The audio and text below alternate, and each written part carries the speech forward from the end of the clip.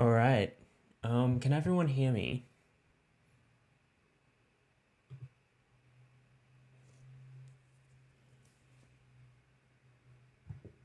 I hope so, because... Yeah. All right. Wonderful. Hello. Welcome to my talk. This is Tour de Frontend, partially inspired by the Tour de France and the sporty mood that everyone seems to be in at the moment. Let's talk in more practical terms, as much front-end as you can in 60 minutes, I think is a good summary of it. I'm not sure how many minutes we'll actually run for, but I'll try to keep it less than 60 minutes because we are on YouTube and that's kind of tiring, you know? But yeah, hello. My name is Matt, or Matthew, but you can call me Matt. It's the 3rd of August, I hope. Is it? Yeah? Alright, cool. I hope everyone's staying safe in this lockdown. It's kind of a bit unfortunate that I can't present this talk in person, but maybe next time. I don't think there will be a next time. But yeah, welcome to another UKCS talk. So let's begin with a short introduction. Yes, you can call me Hugh if you would like. So who am I? My name is Matt. I'm at MCL in the UKCS Discord, and Slack if you still use that, but of course you'd be using the Discord, I hope. Feel free to say hi. I'm a 4th year, hopefully about to graduate maths and computer science student, and I work as a casual, or formerly intern, but casual full stack developer at Atlassian, working on activity and notifications, that side of things. I also work as a research assistant on language technologies, the front end side of that kind of thing. If you're interested in any of those things or you have any questions about any of those things, feel free to message me on Discord or whatever, say hi, do whatever. But with that intro out of the way, I'm going to begin with the key question of tonight, which is, what is front-end? Right? You may have heard the term front-end web development being thrown around, but in summary, it's a headache. Just kidding. No, it's actually fine. I'll leave the meme up. I don't know if I'll leave the meme up. But really, front-end is, well, when you have a website, right, there's kind of, you can split the website's functionality into 2 parts, very, very vaguely. The front end and the back end, right? And the front end is kind of what you see, and the back end is kind of what's going on behind the scenes, right? So, you know, like if I open up Twitter or something and I like a tweet, right? The front end would be the interface of Twitter, you know, the like button, all that. And then when I click the like button, it goes to the back end, and the back end figures out all this stuff about, oh, I liked it. Let me add a number to the count. Let me do this. Let me, you know, send the person a notification whose tweet I liked, that kind of thing, right? So hopefully that distinction is a little bit clear between the front end and the back end, right? But I'm going to focus on the front end in this talk. We have had many talks about back-end side of things and infrastructure and cloud and all this kind of cool stuff that goes on behind the scenes. But today the focus is on all the pretty stuff that's in the front end. You might have seen when I was talking about my intro, I'm a full stack developer. Essentially what that means is I work on the front and back end of applications, but typically I've tended to lean towards the front end at the moment, hence why I'm doing this talk on the front end. And oh yeah, while I'm here now, I'll just mention I am reading the chat, so if you have any questions you want to throw in the chat, please feel free to do so at any time, and I'll try to address them as quickly as I can. And what is the agenda for today? Agenda sounds like a little bit too formal of a word, but yeah, essentially we're going to do 3 things. We're going to make a website, but we're going to do it 3 times. All of the websites, by the way, are going to be incredibly simple. It might be like a hello world or a button, something like that, right? But that is the plan for today. We're going to make 3 simple websites. The focus will be on kind of the tooling and all the structure that goes towards it. The first website we'll make is a very simple one, hopefully revision for a lot of you, with HTML, CSS, and JavaScript. Then we're going to make a single page application with React, something called Create React App. And we're going to introduce a few things like what is modern, quote unquote, modern JavaScript, TypeScript, and what is JSX. And finally, what I anticipate will take the longest amount of time is we're going to do part 2, but we're going to do it kind of from scratch. I'm going to introduce all of the tools that you need to actually make a web application from scratch. When I say from scratch, I mean using all the tools that are listed, not literally building everything from scratch, like writing all of those tools from scratch. But hopefully that is clear. All right, let's begin with a website. What is a website, right? Thinking on the front end side of things, so we are pretending that there is no server or anything involved in this, just the front end, right? There are 3 main components. HTML, CSS, and JavaScript. You've probably heard all these before, right? In very simple terms, HTML controls the semantics, CSS controls the style, and JavaScript controls the functionality. The text below all of those different headings is the file extensions. So a .html file is for HTML, CSS for CSS, and JS for JavaScript, right? And below that are HTML tags that you can use to embed CSS and JavaScript into an HTML file. I'll show you what that means in a second, but really you can have all of this in one file and just run it, and a web browser will understand what's going on, what it's being fed, right? A very simple example of an HTML file looks something like this. I've kind of stolen this off W3 Schools or something like that. But essentially, we have a doc type HTML. That's just some technical stuff telling the browser it's an HTML file. A bunch of, a big HTML tag. What that is in angle brackets is what we call a tag. So an HTML tag that surrounds the entire document. And then we have a head and a body. The head is basically what you can't see, and the body is what you can see. That title tag is saying that the title, the little thing in the tab bar at the top of your browser should say page title. And then the H1 is a heading and the P is a paragraph, right? This is a CSS file. It looks slightly different, but as I mentioned before, its main aim is to control the styling of the document, right? So the style of, like, you know, what color is the heading? What color is the background of the page? For example, this little P bracket tag here is telling us that we want the font for all of the text to be Verdana, and we want it to be 20 pixels in size, right? And finally, this is JavaScript. Well, actually, only the top bit is JavaScript. The function, my function thing is JavaScript. It's a language in its own right, but it's typically used in HTML in the context of web development to interact with different elements on the page, different HTML elements on the page. And as such, we can kind of create functionality. So for example, this little functionality here, we've made a function that essentially changes the text of the, I've accidentally commented out an important piece of information here. Let me just quickly amend this.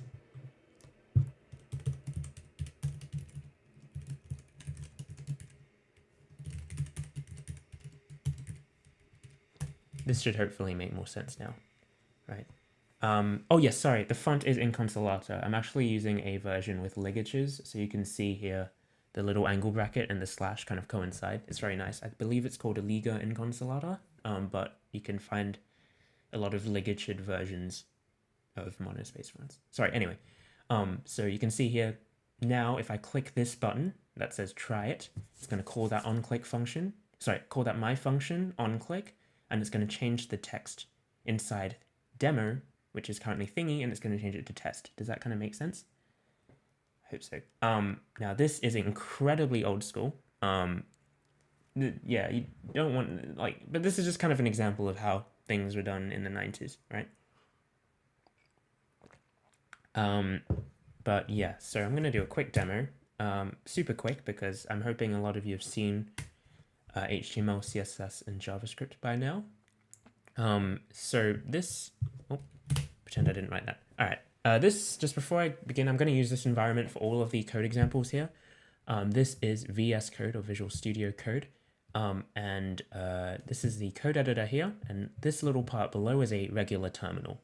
I'm going to assume some things are installed, but if they're not installed on your machine, feel free to follow along or not, but you might run into bugs if you do, so I think it's just better to just watch and maybe watch a recording later if you would really like. Yeah, so this is a text editor and this is a terminal, right? So as I mentioned before, we begin everything with a doctype HTML tag, and we can just, rattle off some of the stuff that I wrote up earlier.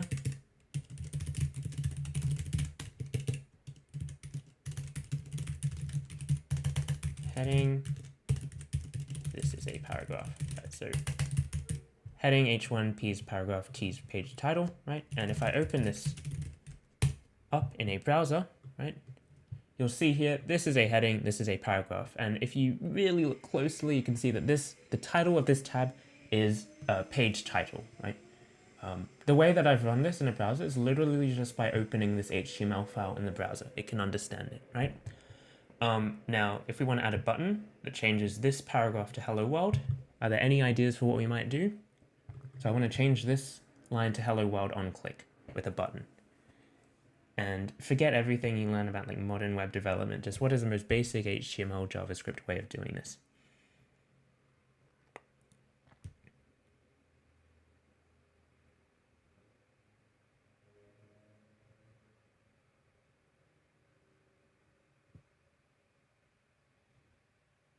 Audience interaction might be a little bit difficult when there's like a 20-second delay, but I'm going to assume that someone knows how to do it. I'm going to create a button that says click me. Yep, exactly. I'm going to add an ID to this paragraph tag. Let's call it text or something. And I'm going to make it on click. I'm going to do my function or something. Right? And then I'm going to add a script tag that says get the element by ID text, and I'm going to set the inner HTML to be hello world or something. Right? Now, if I refresh this page, click me, and it changes to hello world. Right? This is super basic. In terms of like the way that I've written this is kind of not very modern, but this is kind of just illustration as to what typically is. Oh, this has taken 15 minutes already. I might need to speed up. But yeah, so that's a basic HTML file. These can be embedded in separate CSS and JavaScript files, but I won't go into that. You can just use what are called link tags to do so. One thing, I'll briefly show styling. Let's make the background red, and let's make the font of the heading blue. There we are. I hope your eyes love that. But yeah. Alright. So let's move back to the let's go back to the PowerPoint. So now you've seen the most primitive way of making websites. Let's talk about React. React is kind of this thing. It's I forgot whose model of the atom it is. Is it Bohr's model of the atom or whatever? I don't know. So this is kind of the logo for React. Essentially what it is, it's a framework for making web applications, right? This is the kind of status quo. There are other options like Vue.js, but this is kind of the status quo for making web interfaces in 2020, in current year. So basically, this is their little elevator pitch that they have on their website. You make interactive UIs, you can design simple views, and React will efficiently update and render just the right components when your data changes. Because apps are typically a lot more complicated than a paragraph heading and a button. There's a lot of stuff going on, so React is used to make these applications. And yeah, they can all have their own state and things like that. I'll see if I have time. I can show some examples of that. But how do I make a React app?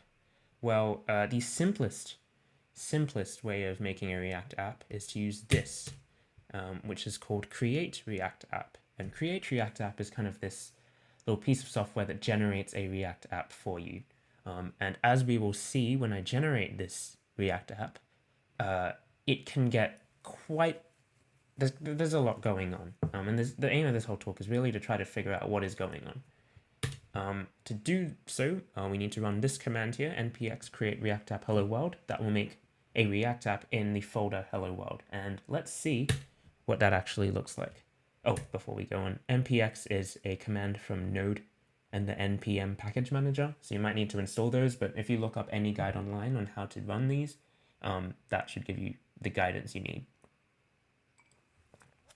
So for the first time, we're going to head into our terminal, and I am now going to close that, and I'm going to create a React app in the folder part 2, because this is technically part 2 of the talk, so might as well, right? So we're in our terminal here. We're going to npx create React app, and we're going to call it part 2. And it's now going to do a lot of stuff, right? A crazy amount of just, yeah, mess. This is one of the criticisms of Create React App, is that it installs a lot of bloat very quickly. All of this, okay, yeah. Let's just watch this. One thing you need to know as a web developer is you need a lot of disk space.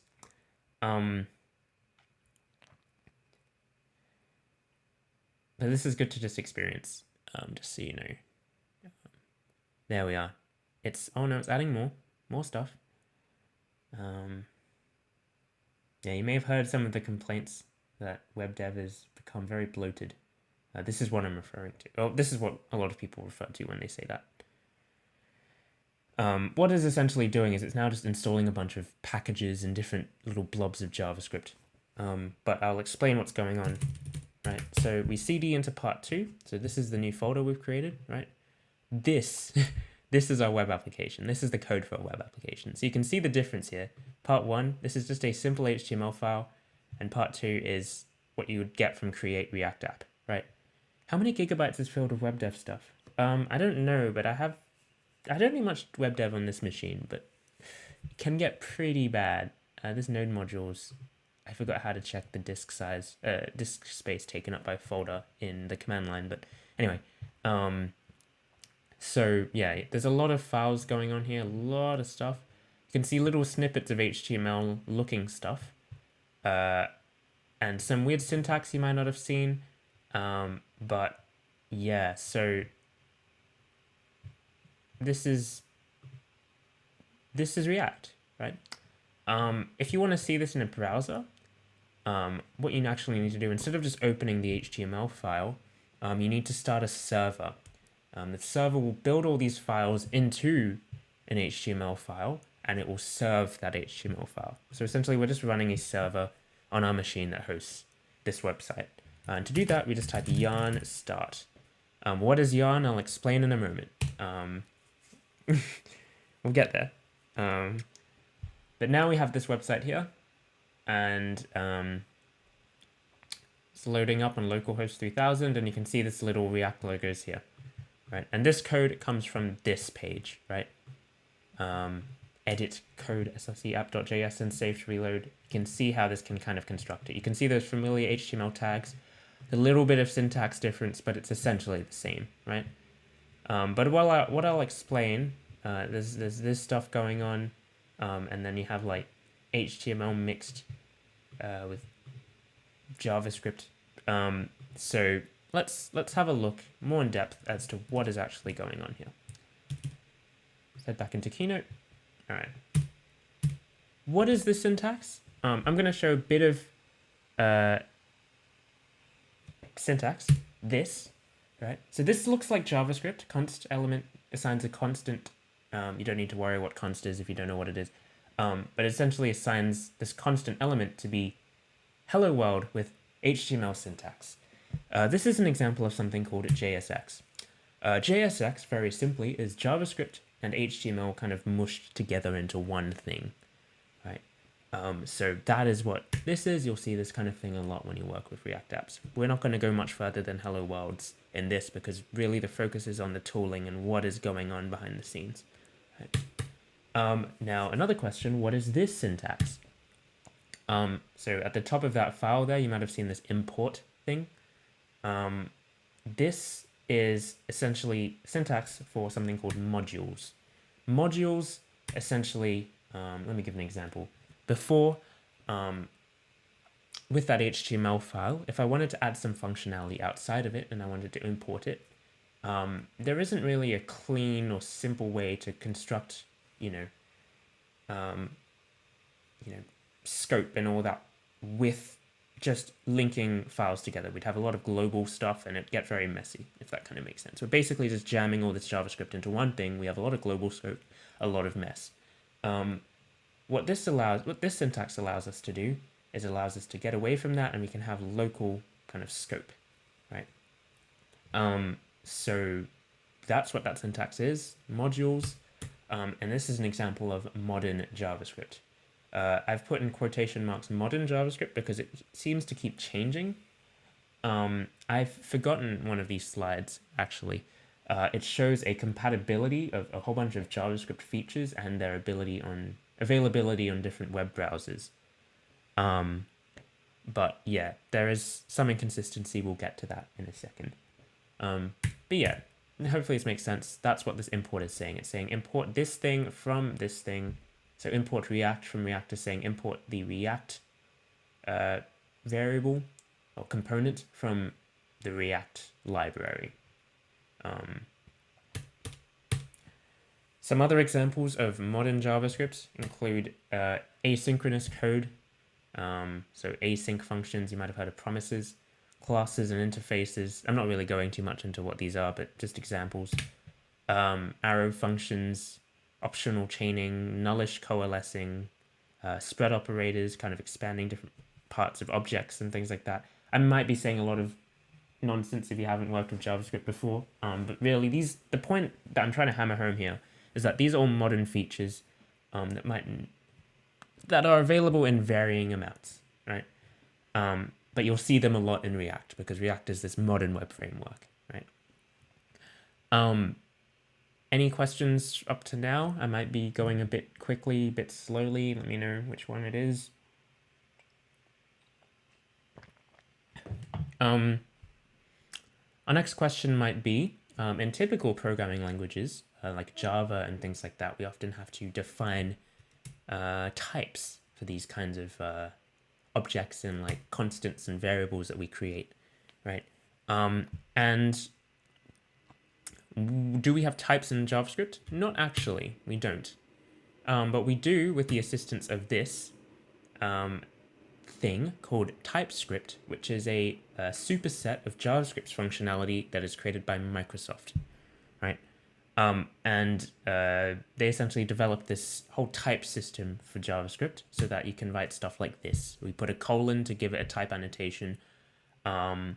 So like, for example, if we have some tube interface and we want it to have a diameter of number and length of number, and we want to enforce that this tube, this object has those things and they're all numbers, then we can do these type annotations and TypeScript will make sure that these hold. This is done with a compiler, and that compiler is called TSC. It essentially compiles from TypeScript to do JavaScript. So yeah, and that's that. This is the logo. I think I should have put this in an earlier slide, but that's all right. But are there any questions? Yes, number is a type, I think, in JavaScript. Oh, sorry, in TypeScript it's pretty. No, actually it's in JavaScript as well. It's an object primitive, I think. Have I gone too quickly? I'm yeah, kind of concerned I've gone too quickly because I went from JavaScript to a lot of stuff.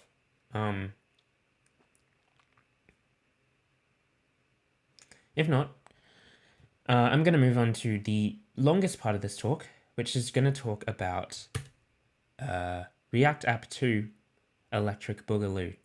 Oh, thanks, Anton. Some of these logos aren't great, but we'll get to this.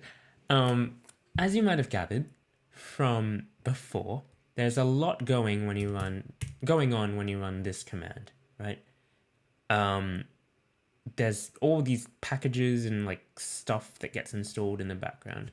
And if you just run create React app and you just edit the code that's given to you in those app.js files, and you just run ahead with that, then you can get quite far, right? But it's kind of, you might end up with a bit of bloat, right? And you might not actually know what's going on to create, like, what is the process from getting from all this stuff, right? How do we get from all this to an HTML file? Because the browser, if we feed it this, it's not going to have any idea what to do, right? How are we going to get all this complicated functionality and we're going to get this into an HTML file?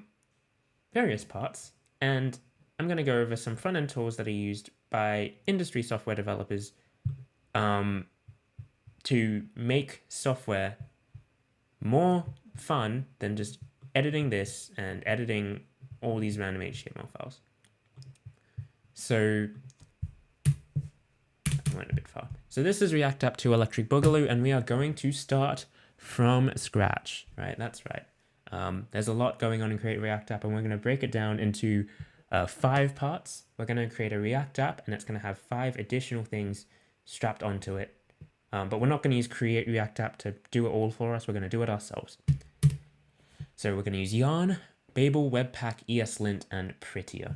And I'm going to go through these. We'll start with Yarn or NPM, up to you. I'm going to use Yarn because it's just what I'm used to using. But this is a package manager. So you remember I talked about modules before, right? And imports and things like that, right?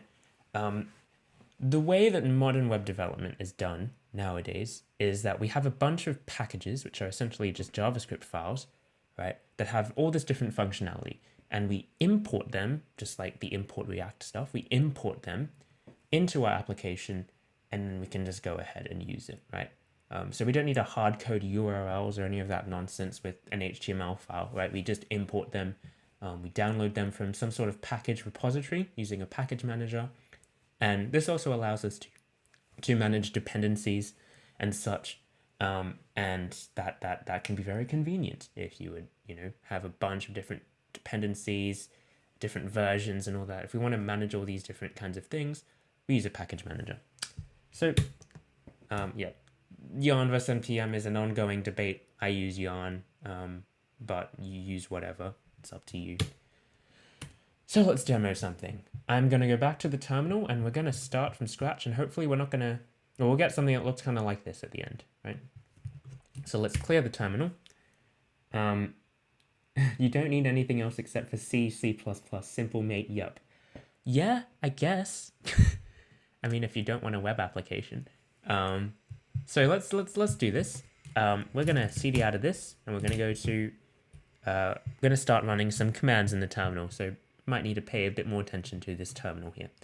We're going to make part 3, right? And we're gonna cd into it, right? Hopefully that will make sense. We have an empty directory now, nothing in here. What we're gonna do is we're gonna init a package manager. So we're gonna yarn init or initialize, right? This is going to ask us a bunch of questions, and we're going to essentially make a package, right? So question name, if I hit enter, it's just going to default everything. The one thing I'm going to change that I'll explain later is we're going to use TypeScript. So I'm going to put this in here. But this is essentially saying, what is the entry point? What's the entry JavaScript file? Skip that, and we'll make this private, right? So this is going to create a package JSON, right? So this is a package JSON file. It's just a JSON file that looks like this, right? And this is a package JSON file for that create React app that I made before, right? So this is all create React app stuff, right? This is all generated for us. We didn't do a thing to create these, but we're going to actually emulate some of this functionality, some of these lines of code here in our little custom built application, right? So hopefully everyone understands what's going on here. All we have now is an empty directory with this package.json file, and we're going to use this in tandem with our package manager to create this React app, right? So back to the keynote. The next thing we're going to use is something called Babel, right? So as I mentioned before, there is some compatibility inconsistency between browsers, right? Because browsers have to implement their own little JavaScript interpreter and has to understand all of the JavaScript that we feed it, right? And sometimes we have old browsers like Internet Explorer or an out-of-date version of Safari on your phone. All these things end up becoming issues in the long run when we want to kind of, develop applications that you can use everywhere, right? So what Babel does, it essentially translates all of this newfangled code that you would have seen, like all this stuff that we might not actually have in our browser, into backwards compatible JavaScript. And in our case, we can also use it to convert TypeScript into JavaScript. So we're going to use Babel to convert TypeScript into JavaScript, essentially, right? So we can write this cool little TypeScript that's going to become JavaScript. So let's start with this. This is our first little step towards building our own little application, yeah? So we're back in the terminal, and I'm going to run some more commands, right? And the main command that you'll see a lot is yarn add. And all yarn add does is it adds a package with that name, right? So we're going to run yarn add, right? And I'm going to add at Babel/core, right? So this is one package. If I want to install multiple packages, I separate them by spaces. So at Babel/core kind of is the Babel compiler that does all the compilation stuff. At Babel CLI does the command line interface. At Babel preset env is a thing that I think it's kind of there to help with the process of translating this modern JavaScript into older JavaScript. And then we have two other presets. One is for React and one is for TypeScript. So you can kind of see the pattern here, right? We want to translate all this TypeScript React stuff into regular JavaScript. So we're going to install some presets that allow Babel to do that for us. And we're now going to add all of those, right? So this is going to install some packages, and you can see here our package.json has inflated a little bit. We have dependencies now, right? And you can see this little folder here is called node modules. Node modules is essentially all of the code. There's a lot of stuff that's installed here already, but all of the code that internally does, this stuff, right? So all of the code that does the transpiling, all of the code that does the converting from TypeScript to JavaScript. And as we add more packages, there's going to be more stuff in here. So this is what all the memes about node modules are talking about. All right, any questions?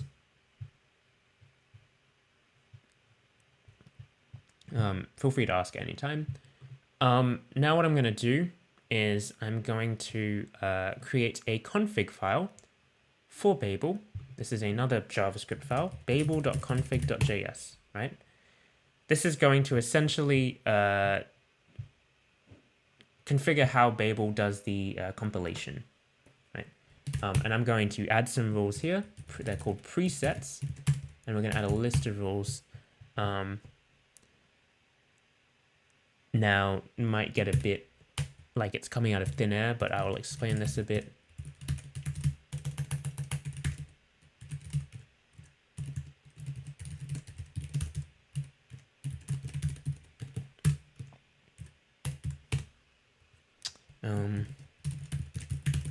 This is essentially just telling Babel to use all the stuff that we installed before, right? What is missing here? Huh?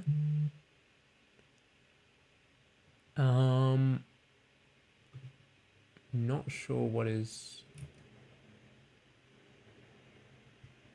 complaining about. Should this be a JSON? Yes, JSON, sorry. So this is a JSON file that controls our configuration. So this little rule, we can add a little bit of information here. This is typically used in a Babel setup, and this essentially tells us what browsers we want to support. Because if we have Babel set up to support everything, then we probably won't be able to use much functionality, because it will all be, we'd have to keep it backwards compatible to browsers from the 1990s, and we don't necessarily want to do that. So we set up a little rule that says we only want it to work for not dead browsers which have more than 0.25% of the market share. This is our typical Babel config, right? But yeah, so now we've set up Babel, right? The next thing I'm going to do is, before I continue, is I'm just going to quickly add TypeScript as well, because we have TypeScript here, we might as well. Actually, before that, I'll add React. So we're going to add React, right? We're going to add React, we've done that. And now we're going to add TypeScript. And we're also going to add types for React, and we're going to add types for React DOM. So sometimes when we want to use TypeScript for something and we have another package, we need to add types manually for that package. So it can be all TypeScripty, right? So that's installing TypeScript. So what have we installed so far? We've done Babel, we've done TypeScript, and we've done React, right? We need to set up TypeScript, so initialize TypeScript, by creating another config file that's very similar to the Babel one, and we're going to make a tsconfig. You can do that by running this command, which just does that, essentially. Now we have a bunch of random rules here, but the only ones we really need to care about, for reasons that I'll explain later, is this one and this one. This one kind of makes sense, right? This is saying that for the TypeScript compiler, right? Remember, what is TypeScript? It's converting TypeScript to JavaScript, right? For the TypeScript compiler, we want it to understand React. So we want JSX to be understood. And no emit true is essentially passing on outputs to Webpack. And I'll explain what Webpack is in just a moment. But this is just boilerplate configuration, right? But the next step is to talk about what Webpack is. Webpack is another package, right? And this all runs locally, remember that. And it basically takes all your JavaScript files and assets and it creates one massive file, right? That file would be your HTML file that we would serve on a server, for instance, right? So that's what it's essentially doing. When I mentioned earlier before, when I was talking about how do we get all this stuff to go into an HTML file, that's what Webpack is essentially doing, right? So let's do that. Let's add Webpack as well, right? Just like we did with Babel, we also need a list of packages. So we'll need Webpack, Webpack CLI, Webpack dev server. This is important. This is where that, if you remember when I did create React app and I was serving it on a localhost 3000 and I opened it through that, that's how we do it here. Because it's troublesome to build the HTML file every single time you want to, right? And we're going to add these things called loaders, which essentially allow us to import these files and bundle them up, right? This is essentially telling Webpack, these are the packages that tell Webpack how to bundle those files up into HTML, right? So hit enter. And so you'll probably get a bunch of warnings, but you don't really need to worry about those too much. It's just typical front-end web development to get a bunch of warnings you don't understand.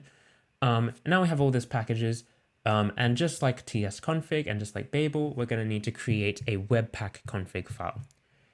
So let's make a new Webpack config file, like that. This is a JS file, and now there is going to be some level of copying code here, but let's try to make it as clear as possible. We are going to use syntax that allows us to import packages. Now, we're going to use the old-fashioned syntax because remember, we are writing this. We haven't actually translated it yet, so we're going to use the old-fashioned syntax. We need two main packages, or modules. I'll call them modules. We need path, and we need Webpack. So these are the configuration files here. Path is just allows us to find different files in our directory, right? So now we're going to do module.exports. This is more JavaScript syntax. We're going to specify entry. So this is where the entry point of the application is. So this is where all of the base JavaScript or TypeScript is going to be.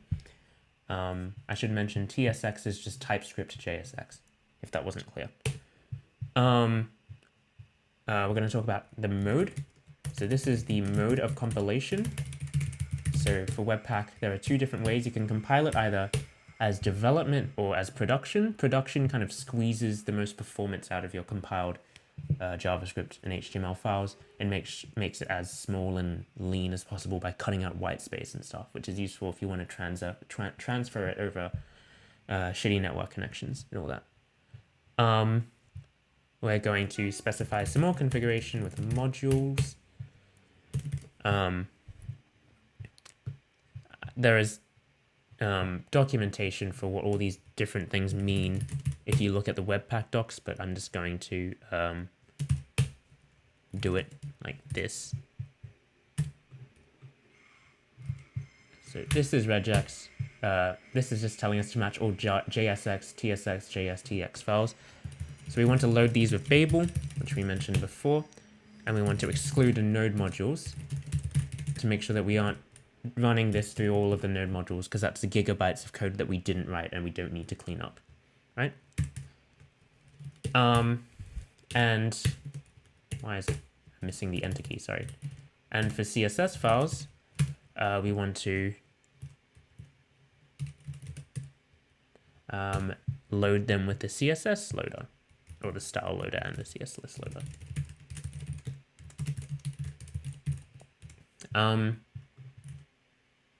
Let's put a comma there.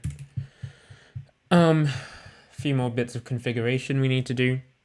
Understandably, this is why a lot of people might be hesitant to do this all from scratch every time, because this can be a little bit tedious, but it's good to see once, I think. This is saying what file extensions do we want to actually run Webpack on.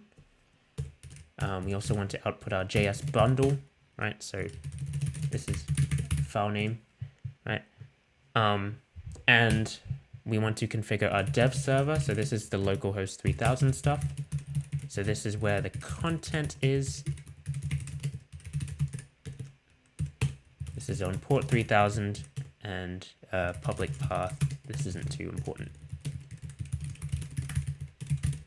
Okay, so now we have a bunch of stuff going on here. These are Webpack configuration. Oh, another thing that you might want is eval source map, but this isn't too important. So all of this configuration here, when you combine it all, essentially emulates what Create React App was doing before, right? We load up all these files, we use these loaders to kind of translate that into code that we can just run on a browser. I regret not putting more diagrams in to explain what's going on here, but hopefully the idea of just get code converted into something else is clear. And this is all just configuring our server to serve this stuff on, right? And our entry file is this. So entry is where all the base of the code is going to be, right? So now we have React, we have Babel, we have Webpack, and we have TypeScript. But what we don't have yet is any HTML or JavaScript or TypeScript, whatever files, right? So we're going to create one.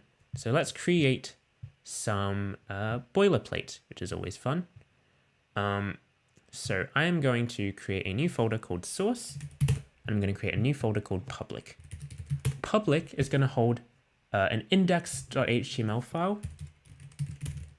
IRL, everyone just uses Create React App though, right? So if you're working in a product in industry, I highly doubt you'll be using Create React App. In all of the projects I've worked on at work, none of them have used Create React App.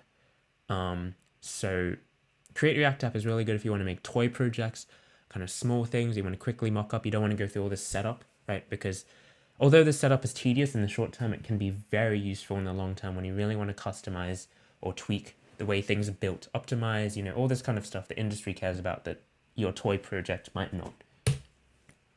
Anyway, we're going to make an index.html file here, and we are going to also make a, okay, we'll start with the index.html file, just to explain how this bundling is all happening, right?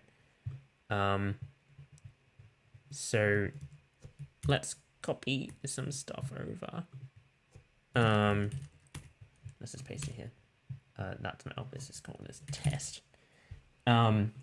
So this is HTML code, very similar to what we saw in part 1 here, but we'll see that there is one thing, is this script, right? This is the bundle, right?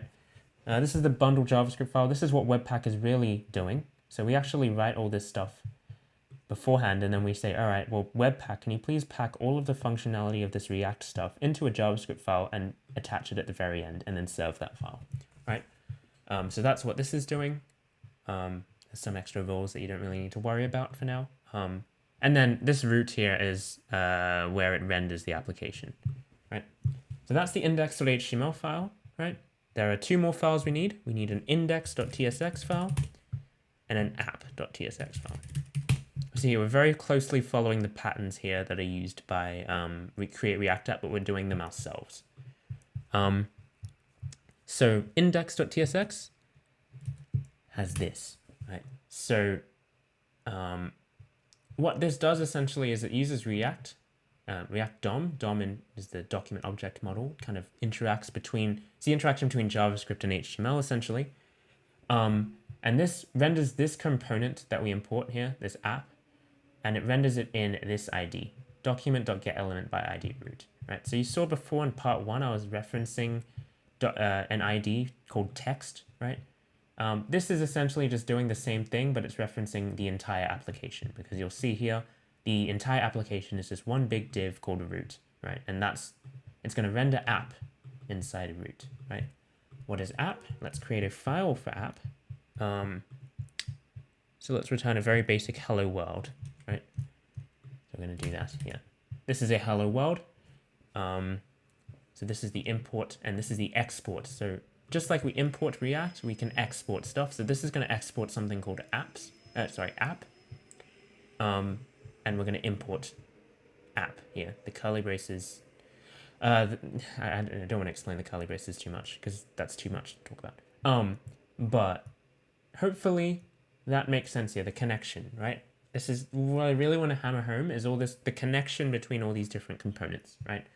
We have an index.html, which essentially is our template, and we feed it a bundle.js file that we are going to generate. And that generated file, that's going to be generated by Webpack and Babel.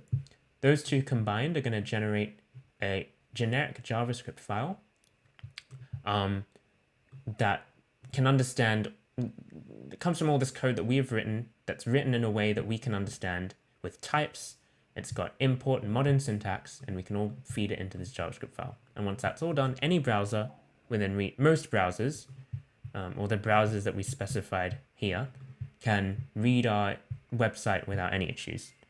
And this is really cool because we've now introduced this like modern web development, like these modern practices. Instead of just having a bunch of HTML tags everywhere, we're doing things kind of the right way with modularity and kind of like that kind of thing. You can take this as far as you want. In industry, you'll have much more than this. You'll have folders of different UI components, different analytics components, this kind of thing. But yeah, I think I've rambled too much.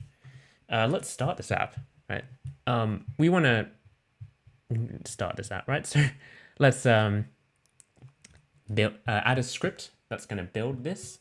So just like in our package JSON, we can also specify scripts, right? And these scripts basically say, when I type yarn this, where underscore is this word, so if we type yarn start, then it's going to run this script in our folder, and it's going to do that essentially. So let's try it. Let's run yarn start. Oh, something's gone wrong. Oh, there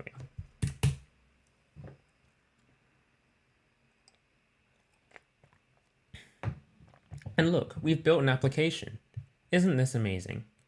And you can see here on localhost 3000, just like that React app that was created before with all this stuff, we have from scratch in quotation marks, built this. Isn't this cool? You can see all the stuff that we wrote in this public index.html sticks around, like the test being the title. If I change this to like blah, and then I reload, it's going to be blah, right? And yeah, this bundle.js. Let's actually have a quick look. I wasn't planning this, but I think this might be quite cool. What is bundle.js, right? What is bundle.js? Let's have a look. Let's look at the sources. Bundle.js. It's loading it. It's all this stuff, right? And it's really packed in there. We're actually running this development mode, so it's more clean than it normally would. If we make it production, it's going to squeeze all this. There's going to be no white spaces or anything, so it's going to be tiny and it's going to be completely unreadable. But this is what Babel and Webpack combined are all doing, making this JS file and then feeding it into this public index.html. All right, we have 8 minutes left, so let's try to keep this short. All of this work to create Hello World.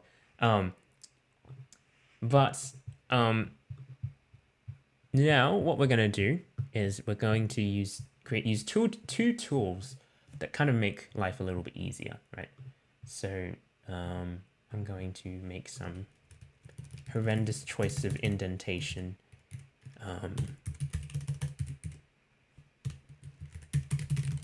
In foreshadowing for the next sequence of stuff. Let's put this in here. Right, this is horrific, right? Who might know what we're gonna do next, right? Because just like we want to build applications, we also want our life to be pleasant for developers. And developers sometimes need tools to kind of check that all this code is correct, right? And also to check that it looks nice, because that's the most important thing. It looks nice. So let's talk about two final tools before we finish up. We're going to talk about Eslint, which is a tool for basically finding errors in your JavaScript. Not just your JavaScript, your TypeScript, your whatever script, right? And we're also going to be talking about Prettier, which is a code formatter that essentially removes all of your jank styling and it makes it all look consistent, right? So this, this is bad. So let's make it better. We're going to add 2 more packages. We're going to add Eslint and we're going to add Prettier. So let's close this server. We're going to add Eslint and we're going to add Prettier, right? Just like before, we're going to need configuration files. Before we do that, we're going to actually add one more thing called Eslint config Prettier. And all that does is it makes them work together because they kind of overlap in functionality, as you'd expect. Like a code checker overlaps with a code formatter, right? So this essentially makes sure that it won't overlap too badly. Right. So just like we did with Babel, just like we did with TypeScript, just like we did with Webpack, we're going to create some config files. One of them we're going to create is pretty pointless. Prettier Rc.json controls Prettier. We're just going to make it empty. You don't really need anything for that, but be aware of its existence. And the other one we're going to use is Eslint Rc.json, right? This is going to control the settings for Eslint and we'll actually have stuff. But, oh, actually, I forgot. We don't create that. We need to initialize it. So to do this, we just like TSC, we need to run Eslint in it, and it's going to create some stuff for us. What do we want to do? We want to check syntax and find problems. We want import export JavaScript modules. We want React. We want TypeScript. We want a browser, and we want JavaScript JSON, right? And this will install all this extra stuff with what's it called? It actually installs it with npm, which isn't ideal. I think I can install it with yarn, but anyway, it doesn't matter, right? So this installs all the plugins you need to get that to work. and it sets the config up so you can get that to work.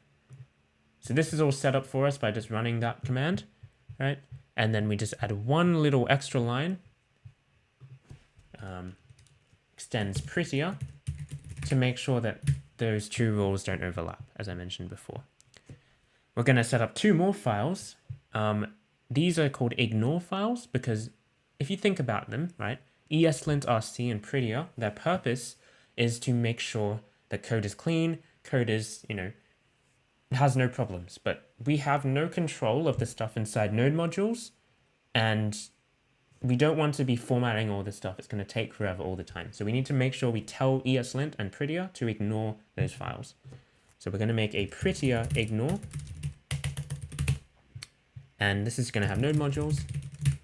And we're going to make an Eslint ignore, and that's going to have exclude node modules. It's also going to exclude webpack.config.js because I believe it's not really fully valid JavaScript. But that's just how the Webpack configuration is done. Right, but we're going to exclude those files. We're saying, nope, don't check them, please don't check them. And we're almost done. We want to run Eslint and prettier, right? On this stuff. So, let me just quickly break something in here. Let's make this a number, right? This isn't a number. TypeScript should yell at us, or Eslint should yell at us for this, but let's make sure that's the case.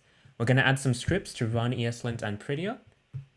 So let's do that. So lint can be yarn Eslint fix dot. That tells Eslint to fix everything in the current directory. Pretty, we'll call yarn prettier write dot. And format going to be yarn lint and yarn pretty, right? So let's try yarn lint, right? What do you think will happen if I run yarn lint? You type it in the chat, but I'll probably miss it, right? Remember when I did this? This is bad. Let's try it. Yarn lint. It's going to run yarn Eslint fix.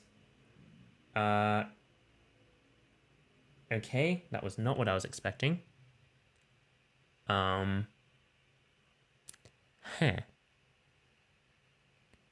that was anticlimactic. Why is that not working? Am I in the right directory? Let's run prettier. Let's try prettier, right? So we're going to run yarn pretty. That's better. So it kind of styles it, right?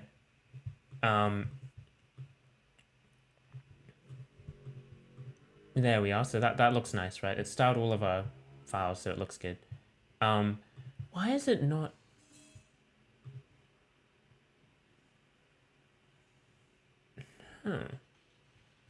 Okay, well this isn't great.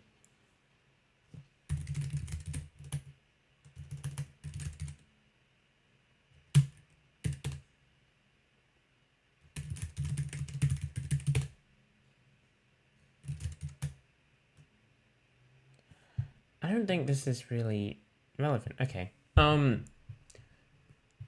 Yeah, that's annoying. I was hoping it would have detected that all this stuff is broken, but it doesn't seem to be. Yeah, this is just a warning, so I don't know why it should be telling me to change this, I believe. Can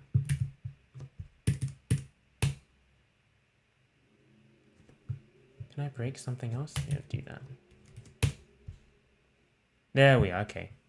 I don't know why it's not figuring out the TypeScript stuff. Maybe I haven't configured TypeScript correctly with Eslint. But if I, let's say, take out a right angle parameter, so then, it's going to say, oh, there's a parsing error. We need an identifier. It's going to try to fix it with this double dash fix parameter. But that's not going to work. So we need to go and intervene ourselves, add this, and then now it's linted, it's all working. Okay, and then finally we can run that extra little command that we did, yarn format, and that will do yarn lint and pretty at the same time. So you can kind of do these recursively, right, which is really neat. All right, so yeah, if I spin up our server, we have a web app. And yep, it still says hello world. Really the intention of this talk kind of is not to talk about how to make web applications in React, because I think that is something that we have covered in a previous tutorial. It's more to kind of navigate this kind of zoo of tooling and words that come up when you're talking about front-end web development. So hopefully this talk has helped in that way. But there is still a lot more to cover. Not today, because it's 7 o'clock. React UI component library do you recommend? I've recently become quite fond of semantic UI, which I would not have said a few months back, but I have become quite fond of it. Essentially, if we have time, actually, I might just pull something up. So semantic UI, right? Or React. So the idea is that, well, we have React, you have all these components, right, that you import, right? So just like JavaScript you can import, you can also import components, right? And the idea with these UI libraries, so you might have seen something like Material UI or those kinds of things before, is that they provide a bunch of already made UI libraries for you. So you can make a button that looks like this. You can make an animated button, a shop button, $12.99 a month, that kind of thing, right? And yeah, this is just one example. I'd recommend this one if you're using React. There are plenty of others. Just look up UI component library. But essentially, just, yeah, if you want to actually make an application, this might be better than just using HTML tags and buttons and all that. This is a great, I think, better place to start with a component library. Any other questions? So yeah, I haven't covered some things. Additionally, with the fact that I haven't covered actually building your own application, because I think that's really something you should try doing yourself. I haven't covered some of the stuff you'll see in industry, like testing, right? Just like you write unit tests in Java, you write unit tests and other testing and other more complicated testing like integration tests and end-to-end tests. You can write those with your React apps as well. So the common library for unit testing and mocking and all that is called Jest. Does React come with a component library? No, it does not, but you can use all of the native HTML tags and all those kinds of things natively within React. But if you want a component library, you'll need to look somewhere else, because React doesn't come with one on its own. We didn't cover state management, end-to-end testing, accessibility, which is really important, really, really important, as well as internationalization and localization. So all the stuff I just typed in as HTML. Right? I didn't handle a lot of the, typical stuff that you might see, like what are requests, async JSON. This is all important stuff when you're dealing with a backend, right? When you're dealing with something you don't have control over, you need to make sure you handle things asynchronously and cleanly and handle errors and handle the internet breaking, things like that. And one thing I really wanted to cover, but unfortunately I don't have time to, is poking around of Chrome DevTools. So you might have seen when I was kind of going around, right, when you open up a Chrome window, you have all this crazy stuff going on here. This is really important if you want to do front-end web, but I didn't have time to cover that, unfortunately. But yeah, so then now you know where to look for the future, and hopefully a lot of the front-end jargon is a bit less opaque. Hopefully you can understand it a bit better. So thanks everyone, and yeah, I'll wait for any questions. You can also open DevTools for DevTools. Yeah, I haven't tried that. Chrome Web Tools better than Firefox? I haven't really used much of Firefox's developer tools, but I know they're better than Safari's, that's for sure. I just like Chrome Web Tools because it's what I'm used to. And yes, thanks James for the virtual mug. I appreciate it. Oh yeah, just another thing. I might be, for a very brief time, hanging out in Discord. If you want to join the lounge for a bit, if you want to chat or whatever. And yeah, ask any more questions. But yeah, so that's about it. And thanks for coming, and hopefully we'll see you at Sunny's talk, which is on Thursday this week, online as well. and that's called No Code, No Problems. I believe it's about prototyping with Figma and that kind of stuff. So that's going to be cool. Yeah, thanks all, and see you at the next one.